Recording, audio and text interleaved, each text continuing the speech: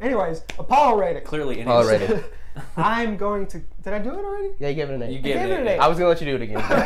I'll give it another 8. So 2 8s divided by whatever. 2. 8. 2. It's 8. Hey, that makes sense.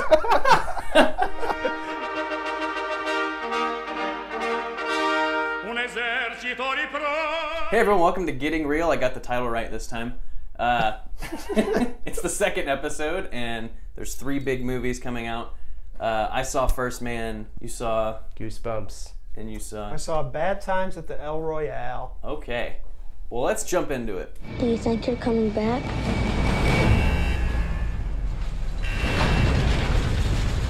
There are risks, but we have every intention of coming back. It's about Neil Armstrong. He's the first man on the moon, and it spends a good 70% of it before the Apollo 11 mission, the one that actually goes to the moon. And this movie was so intense. The shuttle launches, and whenever they're in outer space, it's fantastic. The director, Damien Chazelle, I think that's how you pronounce it. Sure, that's how we're pronounced. Damien, he's famous for Whiplash and La La Land. This is miles away from La La Land. Miles backward, or Miles Teller from Whiplash. Yes, I was thinking it would be like Apollo 13, where it was like this. The whole movie is the mission, but it's not. It's about his life, and he had some traumatic stuff that he went through. Like his daughter died, which I had no idea. That's the first 5 minutes. What? His daughter dies from cancer. Most of his friends are dead because they were astronauts too. Like back in the 60s, it was just so dangerous to do this. And the scenes, whenever it's on Earth, are kind of dull. Like, here's my impression of Ryan Gosling in this entire movie. It's a great impression. Thank you. So he just recreated his character from Drive. Is that what you're saying? Yes. I think he was just Ryan Gosling. Ryan Gosling seems like a pretty... He's very quiet dude. Mellow. Yeah. But Neil Armstrong was mellow, which makes sense, but in a movie... You should put that on the poster. Neil Armstrong was mellow. He was very mellow. Whenever he's going through the trauma and stuff, like his daughter dying and his friend there's like 5 funeral scenes in this movie. Like, it's pretty sad. 5 funerals in a moon lodge. Yeah. Him and Claire Foy, who plays his wife, are fantastic, but it's just kind of dull until as soon as it goes to like them getting on the ships. Oh my gosh! Like, you can cut the tension. Like, you can if tension was cheese, you would cut it. Like, it was so like the moon cheese. Okay, hold on. I've never heard someone go into that analogy. So descriptive. You could cut. Well, if it was cheese, if it was a certain cheese, if it was a hard cheddar cheese, you could cut it. We're talking like Asiago. Like, it's really, it's kind of hard. Like, You just compared this movie to a fart. Like, that's what you did. Like, to a fart? yeah, you cutting the cheese. Like you said, it cuts the cheese. You cut the cheese. But you're talking about the moon, so Yeah. Which guess makes it is. the Okay, moon's yeah. made of cheese. We've whatever. made a connection. But yeah, the music is great. The cinematography is, as soon as he gets to the moon, like, my jaw dropped. Like, it is beautiful. And there's like, I was expecting this, like, again, like, I kept comparing it to Apollo 13.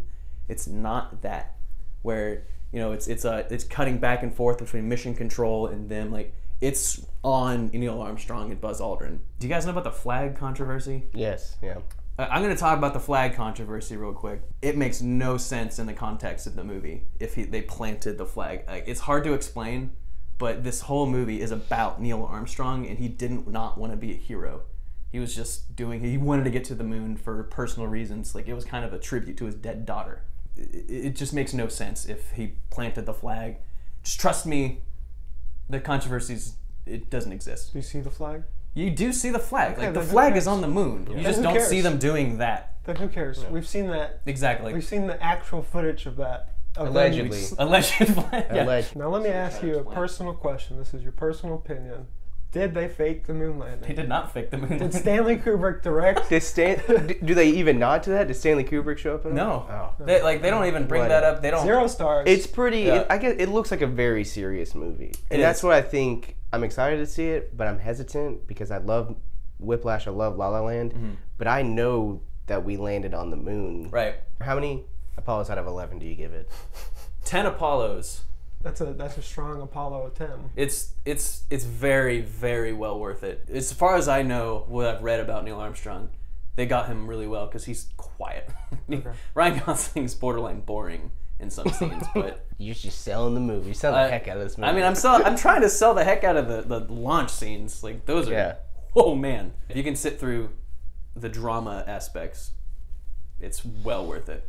So on to Goosebumps. Goosebumps 2. On to Goosebumps. This is a kids movie. I mean, straight up. It's the sequel to the 2015 original with Jack Black. I saw the original, and the original, it's fun, and it's just pretty much Night at the Museum, and that's what this one is too. The story's different enough, so if you saw the first one and you want something different, you don't want to just sit through the same movie, it's good for that. It's I mean, it's a kids movie. And I keep saying that because that's what it is. I'm not gonna I mean, there's evil gummy bears. Yeah, there's a scene where these kids get attacked by gummy bears, and it's like the Blob. They're just getting sucked into these. That's kind of cool. My biggest complaint would be that I feel like these days kids can handle a lot scarier stuff, and they want to see The Nun. They want to see these scary movies. So I'm like, can we just make it a little scarier? I'm not saying I don't want it to be terrifying for kids, but I mean, give them a little something where we get tired of audiences being treated like idiots. Yeah. Like, don't treat kids as like babies. So basically, what you're saying is it needs to be more like the TV series. Yes. Because that stuff, while appropriate for kids, was scary. And I will tell you, I mean, Slappy, the dummy, after like 20 years, is still terrifying. I would give it maybe an Apollo, thinking that that's a kids movie. I'll give it an Apollo 6. Yeah. Okay. I don't know what happened to Apollo 6, but I think all of them went fine except for the first one. And Apollo 10 blew up, is what you said? No, it's Apollo 10 did not blow up. Okay. I think it went fine, but the first one they all died. This is not a place for a priest, Father. You shouldn't be here. It's a little too quiet in here. It gives me the willies. So there's First Man, there's Goosebumps. Goosebumps 2. Goosebumps 2, and Bad Times at High School, whatever. Yeah, the Bad Times at the High School Musical. Yeah. It's just the Bad Times at the El Royale. Yeah, Bad Times at the El Royale. It's about a couple of strangers who show up at this hotel at the border of California and Nevada, and some interesting things happen. Let's say peculiar things. Oh, that's a good word. That's the word of the day.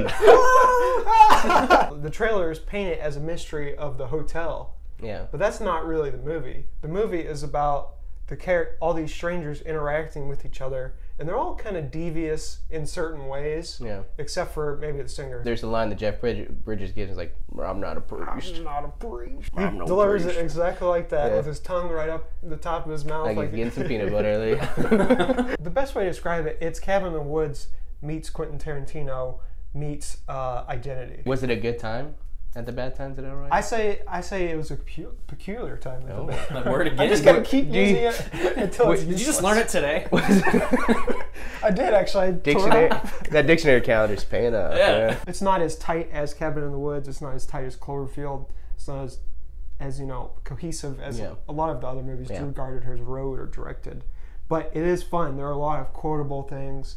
But sometimes the writing is like, you're like, A little cheesy, little 70s cheesy. The music is amazing, but I feel like, go back to the act. The acting is what sells the movie. So Jeff Bridges, we already know. He's going to act his heart out. He's been Rooster Cogburn since 2010. And that's fine. Yeah, but it works. So he plays a character who has Alzheimer's. So there'll be moments where stuff's happening and he'll just forget what he's doing. And that just like makes it more pained because they get into this tense situation that they basically can't get out of. And they put him on the spot and his Alzheimer's kicks in. If I had to put it on an Apollo 11 rating, I would say it's probably an 8 for me. It's probably 11 for you. Okay. It takes place in the 70s, so it references a lot of things that were interesting. That actually happened. Maybe the moon landing? Yeah. No, they don't talk about Okay. No Ryan Gosling. They talk about Nixon a little bit. Well, Nixon's on TV, and they talk about the Manson murders, which is interesting because Chris Hemsworth is basically Charles Manson. Yeah. It's so overt how obvious that he's just basically doing Manson, but he's much more attractive and it makes more sense. How would you who would you recommend this movie to? I would recommend this movie to people who love Quentin Tarantino, who can get down with Martin Scorsese. The best way I had it in my head when I left is like, it's like an episode of Lost. It presents a lot of questions, but all you really care about by the end is the characters. So if you loved the Lost ending, you might like this. But I know a lot of people are iffy about the Lost ending, but... I'm not one of them, but I've never watched Lost. I'm so excited. It's like, and it's so crazy because if you would have asked me a year ago, what are you looking more forward to? Like a Drew Goddard movie or a Damien Chazelle movie? And I would have definitely been on Damien Chazelle's side. But Bad Times just looks so cool. Yeah, like, you sold me on it.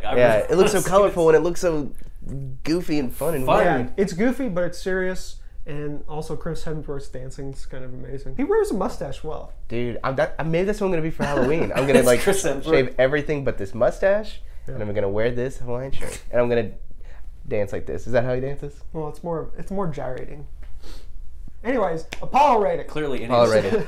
I'm going to... Did I do it already? Yeah, you gave it an 8. You gave it an 8. I was going to let you do it again. I would give it another 8. So 2 8s divided by whatever. 2. 8. 2. It's 8. That makes sense. Those are the movies coming out. There's a very serious drama. There's a cool kids movie and a really cool thing. It's peculiar. It's peculiar. Bye.